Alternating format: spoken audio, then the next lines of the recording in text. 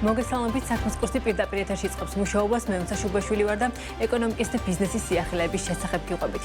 საქართველოში პირველ კვარტალში საშუალო ხელფასი 8.9%-ით 2364 ლარამდე გაიზარდა. საქსტატის ცნობით, დაქირავებით დასაქმებულთა საშუალო თვიური ნომინალური ხელფასი წლიურად 194 ლარითაა გაზრდილი. აღსანიშნავი, რომ აღნიშნული თანხა არის მთლიანი დარიცხული ხელფასი, შესაბამისად, საშემოსავლო გადასახადის 20%-ის გამოკლებით ის 1891 ლარს შეადგენს. საქსტატის თანახმად, ყველაზე მაღალი ხელფასები შემდეგ დარგებში ფიქსირდება. საფინანსო და სადაზღვო საქმიანობები 5942 ლარი, ზრდა 7.9%. ინფორმაცია და კომუნიკაცია 4290 ლარი, ზრდა 3.1%.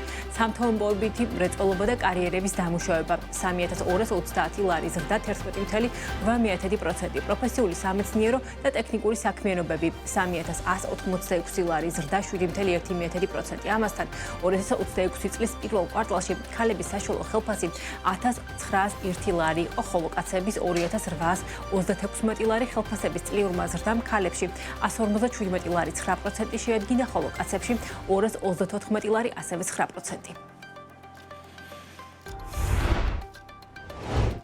მთავრობა პესტიციდებისა და აგროქიმიკატების ფასის რეგულირებას გეგმავს. შესაბამისი კანონპროექტი პესტიციდებისა და აგროქიმიკატების შესახებ კანონში საქართველოს პარლამენტს უკვე წარადგინა. კანონპროექტის განმარტებით ბარათში რეგულირების საჭიროება იმითაა დასაბუთებული, რომ პესტიციდებისა და აგროქიმიკატების ადგილობრივ ბაზარზე ფიქსირდება პროდუქციის ფასების არასტაბილურობა და რიგ შემთხვევაში მაღალი ფასნამარი დოკუმენტს ახლავს კონკურენციისა და მომხმარებლის დაცვის სააგენტოს მონიტორინგის შედეგებიც, რომლის თანახმადაც აღინიშნებოდა ისეთი შემთხვევებიც, როდესაც პესტიციდებისა და აგროქიმიკატების ფასნამატი მნიშვნელოვნად აღემატებოდა 100%-ს. განმარტებითი ბარათის მიხედვით, პესტიციდებისა და აგროქიმიკატების ფასების რეგულირების ერთ-ერთი მოდელი შეიძლება ასეთი იყოს: იმპორტიორის მიერ შეძენილი პესტიციდი უნდა იყოს მხოლოდ მწარმოებლისგან ან მისი ოფიციალური წარმომადგენლისგან, რათა გამოირიცხოს პარალელური იმპორტისას ფასის ზრდა. ამასთან, მთავრობის მიერ შეიძლება განისაზღვროს პესტიციდებისა და აგროქიმიკატების მიმდინარე წლის მაქსიმალური საცალო ფასი. რატომ გახდა საჭირო სექტორის ფასის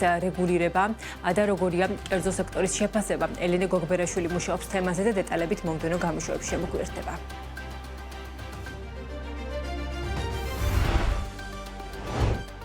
თბილისის საფონდო ბირჟა გააქტიურდა. ალტერნატიულ ბირჟაზე უკვე 7 კომპანიის ობლიგაციებია დალისტული, მათ შორის 2 საქართველოს ბანკისა და თეგეტა მოტორსის.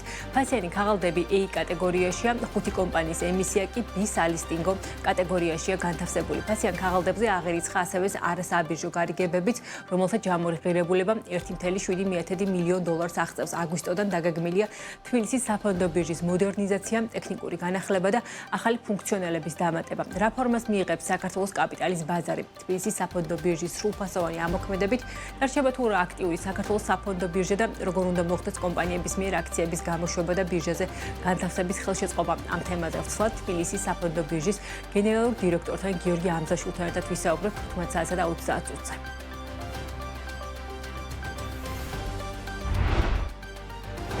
კონკურენციის და მომხმარებლის დაცვის სააგენტომ ონლაინ სავაჭრო პლატფორმა შპს ისურვე 115,396 ლარით დააჯარიმა. უწყების ცნობით, კომპანიამ დადგენილ ვადაში არ შეასრულა სააგენტოს გადაწყვეტილება, რომელიც მომხმარებელთა დარღვეული უფლებების აღდგენას ავალდებულებდა. სააგენტომ ისურვეს მიერ უსამართლო კომერციული საქმიანობის განხორციელების ფაქტი 78 მომხმარებლის განცხადების შესწავლის საფუძველზე დაადგინა.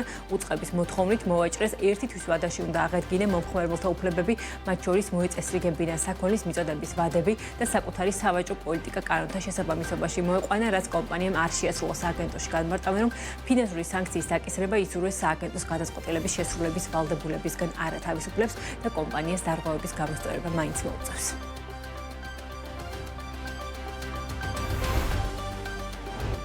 ცეცხლის გამცემის სუბიექტებისთვის ახალი რეგულაცია ამოქმედდება. ეროვნული ბანკის გადაწყვეტილებით 1 ივლისიდან მცირე კრედიტორები 1 მილიონ ლარამდე ცეცხლს უცხოურ ვალუტაში ვეღარ გასცემენ.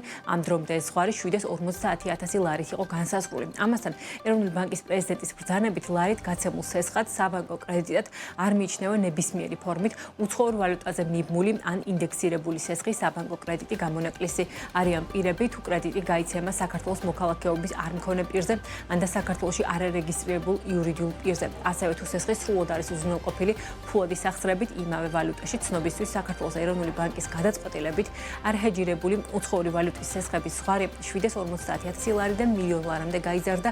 აღნიშნული რეგულაცია ძალაში 2026 წლის 1 ივლისიდან შედის, რაც იმას ნიშნავს, რომ $1,000,000 ლარამდე სესხის გაცემა მხოლოდ ეროვნული ვალუტით ლარით იქნება შესაძლებელი. ასეთი იყო ამ დროისთვის საქმის კურსი, ჩვენ უკვე ერთმანეთს 13 საათსა და 40 წუთში შევხვდებით დროებით.